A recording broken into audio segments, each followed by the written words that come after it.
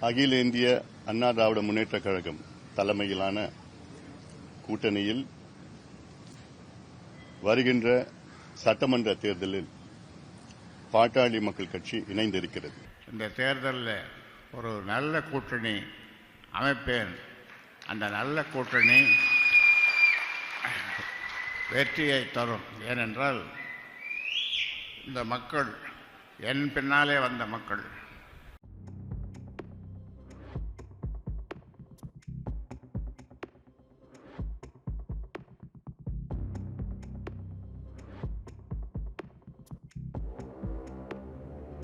எங்களுடைய கூட்டணியில் தற்போது பாட்டாளி மக்கள் கட்சி இணைந்திருக்கிறது.